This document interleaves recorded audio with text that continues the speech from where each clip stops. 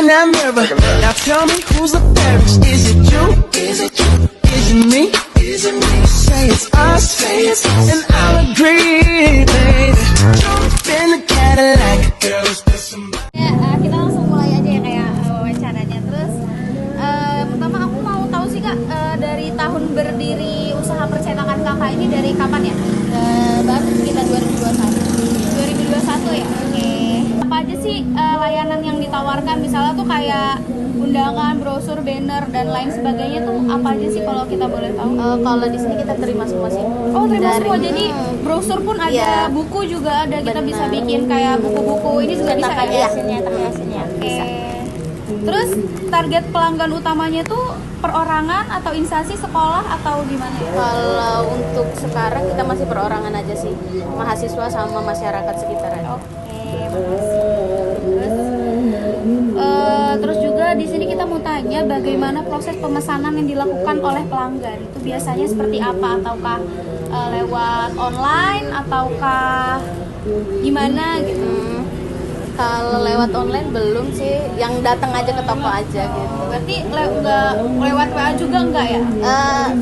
Tergantung, kalau misalkan mereka cuma mau nge-print aja ngirim file kan. Oh iya. Kita mau tanya untuk waktunya itu kira-kira berapa lama ya produksi untuk satu pesanan itu, kira-kira memerlukan waktu berapa lama gitu? Tergantung, kalau misalkan pesanannya banyak paling lama kita 3 hari. Tapi kalau misalkan sedikit terus juga gak ribet, kayak cuma nyetak brosur cuma sehari doang. Kayak nyetak-nyetak Yang paling lama itu undangan sih. undangan ya paling lama ya. Biaya bahan baku apa aja sih yang biasanya dikeluarkan untuk satu pesanan? Contohnya itu kayak misalnya bahan baku kertas, tinta, dan lain sebagainya, itu apa aja gitu yang biasa dikeluarin untuk satu pesanan itu? Satu pesanan kayak misalkan undangan, bahan bakunya ya kertas benar, plastik undangan, label nama, ya tinta kita pakai tinta. Ya, oke. Terima kasih. Terus untuk harga ya, berapa sih kira-kira harga pembelian bahan-bahan tersebut per satuan gitu? Misalnya kayak rem kertas, per botol tinta, atau per meter apa ini ya, laminat? Kertas undangan tadi aja. Per kertas undangan tadi tuh berapa gitu harga pembeliannya Kakak? Harga modal. Iya, ha. Harga modal sekitar 1.000 sih. Oh, 1.000. Kalau untuk undangan, tuh biasanya udah ada belangkonya, tinggal kita edit namanya aja. Jadi untuk 1.000 Kita tuh jual. emang udah modal emang udah bersih 1.000 itu ya? 1.000 Atau cuma ya untuk udah undangannya? bersih. Jadi kita jualin 1.500 kali. Terus dari mana sih biasanya UMKM Kakak beli bahan baku untuk kebutuhan Kakak ini? Oh gitu. Di sini banyak sih Mbak, di Karang ada, di Pasar Wahaling juga ada. Berarti itu konteksnya masih belinya tuh masih secara nggak langganan gitu ya, belum menetap di satu supplier tuh belum? Oh belum, karena kan masing-masing tuh beda-beda harganya. Oh iya. Dari harga yang paling Iya, kadang ada yang plastiknya yang murah, undangannya yang murah gitu. Terus kalau boleh tahu di sini ada berapa jumlah karyawan produksi yang terlibat langsung dalam proses kerja percetakan di sini? Oh, baru 1 sih kita. Tahu gimana kakaknya menghitung upah tenaga kerja itu tuh, apakah berdasarkan waktu kerja atau hasil atau emang gaji tetap aja gitu? Kalau untuk upah sesuai dengan, bukan dengan kerjanya ya. Dari awal ya kita udah bilang misal gajinya kamu segini, sesuai dengan UMR tukang fotokopi lah. Rata-ratanya Berarti mereka emang udah gaji tetap gitu ya? gaji tetap ya betul. Terus ada biaya overhead gak sih Kak? Kayak biaya sewa, terus listrik, perawatan mesin, kayak gitu-gitu tuh ada gak sih Kak? Ada, karena kan tiap tahun juga bayar kontrakan, tiap bulan kita bayar listrik, kan pengeluaran pasti ada. Terus kira-kira biaya overhead tersebut tuh berapa ya? Paling besar atau? Kalau untuk kontrakan aja 20 sebulan. Nggak setahun 20 juta. Nah, kalau untuk listrik kita sebulannya hampir 1 juta. Sebulan hampir 1 juta. Terus apakah mesin atau alat cetak Kakak tuh memerlukan perawatan rutin? Perawatan sih pasti ya, karena juga kan namanya ngeprint terus. Kadang juga ganti alat untuk terbentuk. Kira berapa ya Kak biaya per periode tertentu gitu kan, ada perawatan itu kan pasti ada biayanya gitu ya Kak. Kira-kira berapa ya Kak? Ya tergantung masa pakai, bener, tergantung masih bisa apa enggaknya kita benerin sendiri sih. Terus kalau boleh tahu di sini pencatatannya tuh pencatatan pembukuan Kakak ya, pengeluaran dan pemasukan itu masih dilakukan secara manual atau udah menggunakan aplikasi seperti Excel dan lain sebagainya? Oh, kita masih manual sih. Oke, makasih Kak. Wes, satu lagi pertanyaan terakhir.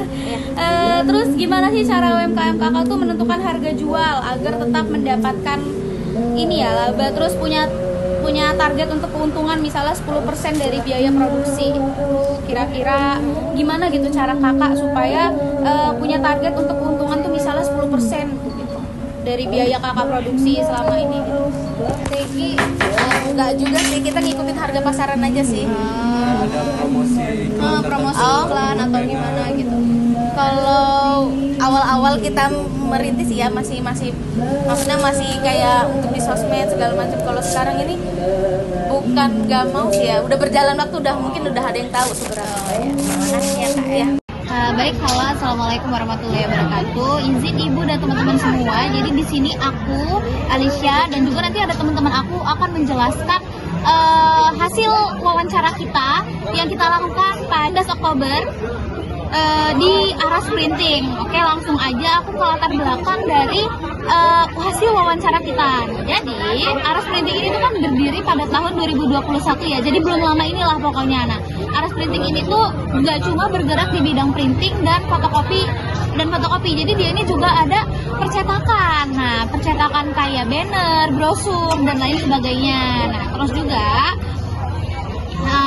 pencatatan keuangan mereka ini ternyata ya guys, kan kita di sini fokus untuk pencatatan keuangan mereka. Jadi pencatatan keuangan Aras Printing sendiri itu tuh masih manual. Jadi mereka belum menggunakan Excel dan lain sebagainya. Benar-benar masih manual, masih tulis tangan gitu, masih acak-acakan. Nah, terus hal ini itu membuat perhitungan HPP jadi nggak akurat. Nah, dan laba yang mereka dapatkan tuh sulit gitu untuk dipastikan. Nah, oleh karena itu kita di sini menerapkan namanya metode job order costing agar biaya tiap pesanan bisa dihitung lebih terstruktur dan efisien pastinya. Nah, selanjutnya aku akan menjelaskan beberapa rumusan masalah ya dan tujuan yang dari wawancara kita. Itu yang pertama, dari rumusan masalah kita itu meliputi 3 hal. Yang pertama itu ada bagaimana analisis SWOT pada Aras Printing. Terus yang kedua ada bagaimana penghitungan HPP dengan metode job order costing.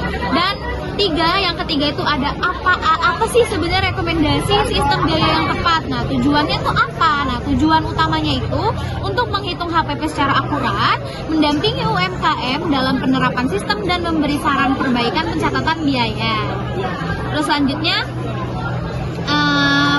aku menjelaskan sedikit profil UMKM ini ya guys. Jadi profil Aras Printing ini tuh kan balik lagi, Aras Printing ini adalah usaha manufaktur berbasis pesanan atau made by order atau biasa kita sebut sebagai PO ya, open PO gitu.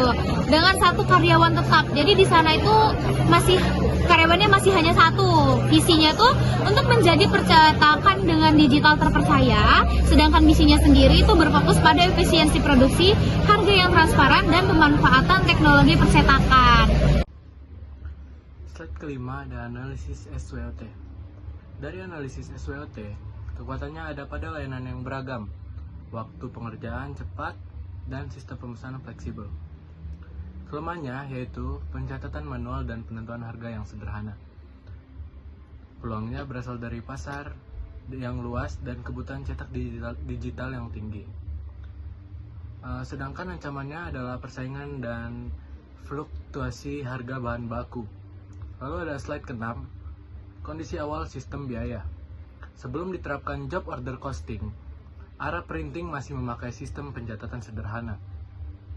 Biaya bahan baku memang dihitung, tapi biaya tenaga kerja dan overhead belum diperhitungkan dengan benar. Lalu ada biaya tetap seperti sewa, listrik, belum dialokasikan ke tiap pesanan, sehingga HPP sering lebih rendah dari seharusnya. Lalu ada slide 7, mekanisme pendampingan. Kami melakukan pendampingan dalam 4 tahap. Pertama, observasi proses bisnis dan pencatatan. Kedua, merancang format job cost set dan tarif BOP. Ketiga, melakukan simulasi perhitungan HPP per pesanan. Dan yang terakhir, memberikan pelatihan serta rekomendasi digitalisasi pencatatan. Di sini saya akan menjelaskan slide ke-8, yaitu penerapan job order posting. Dalam sistem JOC, biaya dibagi menjadi 3, bahan baku langsung, tenaga kerja langsung, dan biaya overhead. Ketiganya dijumlahkan dengan rumus HPP sama dengan BBEL, tambah PTKL dan BOP. Dengan sistem ini, biaya dan laba tiap pesanan bisa diketahui secara jelas. Lalu, slide ke-9, hasil dan rekomendasi. Hasil penerapan JOC menunjukkan bahwa perhitungan HPP jadi lebih akurat dan transparan. Pemilik bisa tahu biaya dan laba setiap job serta jenis pesanan yang paling menguntungkan. Kami juga merekomendasikan penggunaan dokumen BPP, kartu jam kerja, penerapan tarif BOP, dan digitalisasi pencatatan agar sistem lebih efisien. Slide yang ke-10,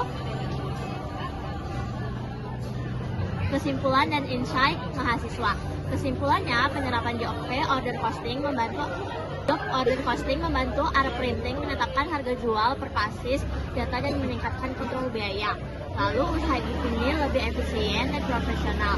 Bagi kami sebagai mahasiswa, proyek ini memberi pengalaman langsung dalam menerapkan teori akuntansi biaya di dunia nyata serta melatih kerjasama, komunikasi, dan pemecahan masalah di lapangan.